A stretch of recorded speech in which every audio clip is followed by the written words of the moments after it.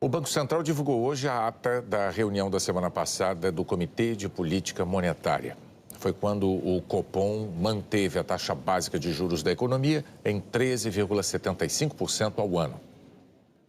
É na ata que o Comitê de Política Monetária, Copom, detalha os motivos da decisão.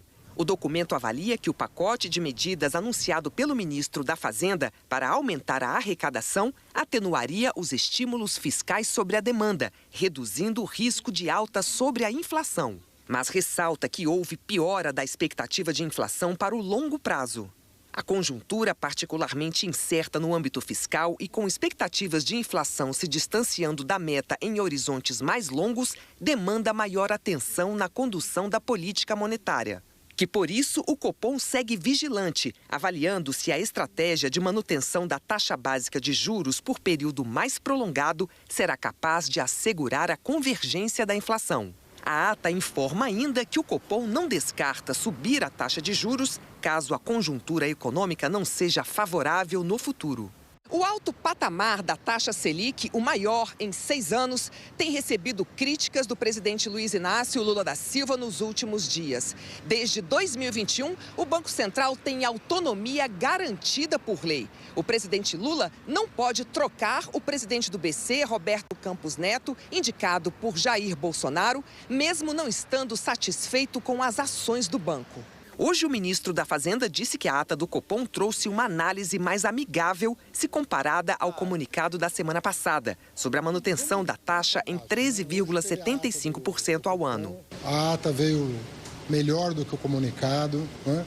Uma ata mais extensa, mais analítica, colocando pontos importantes sobre o trabalho do Ministério da Fazenda. Uma ata mais, vamos dizer, amigável em relação aos próximos passos que precisam ser tomados. No fim da manhã, durante uma entrevista a veículos de mídia independentes e alternativos, o presidente Lula voltou a criticar o Banco Central e os juros altos, que, segundo ele, impedem o crescimento da economia e a geração de empregos. Não é possível que a gente queira que esse país volte a crescer com uma taxa de juros de 3,75%.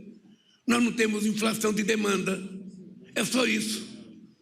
É só isso que eu acho que esse cidadão que foi indicado pelo Senado tem a possibilidade de maturar, de pensar e de saber como é que vai cuidar desse país.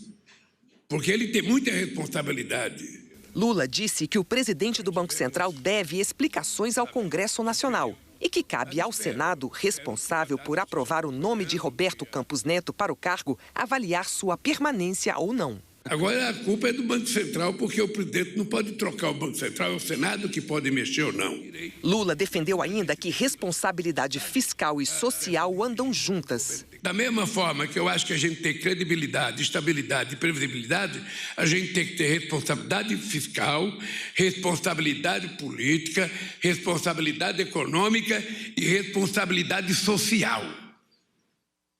E em todas essas coisas que nós precisamos ter, a mais grave de todas é a social. Numa palestra nos Estados Unidos, o presidente do Banco Central, Roberto Campos Neto, defendeu a autonomia do BC. Disse que a principal razão dela é desconectar o ciclo da política monetária do ciclo político, porque eles têm planos e interesses diferentes. E que quanto mais independente você for, mais eficaz você é e menos o país pagará em termos de custo de ineficiência na política monetária. Gustavo Loyola, ex-presidente do Banco Central, avalia que as críticas do presidente ao BC geram incertezas na economia. É ruim para o país, é um ataque não à pessoa do presidente do Banco Central e seus diretores, é um ataque a uma instituição, né, cuja autonomia está assegurada em lei, né? E quando há esse tipo de ataque, as pessoas começam a se perguntar, né, qual vai ser o próximo passo do presidente. Vai demitir o presidente do Banco Central? Ele vai interferir na política de juros? A política de juros, a política monetária, embora afete toda a coletividade, é algo que exige técnica para se executar. É preciso olhar o futuro, e não o futuro imediato, mas o futuro mais distante um pouco, né? Não é para a economia se recuperar amanhã, é para eliminar a inflação ou reduzir a inflação a níveis decentes, né? Então, essa é a tarefa do Banco Central, né? Armínio Fraga, também ex-presidente do BC, disse que os papéis das instituições são diferentes e bem definidos. O Banco Central não faz mágica.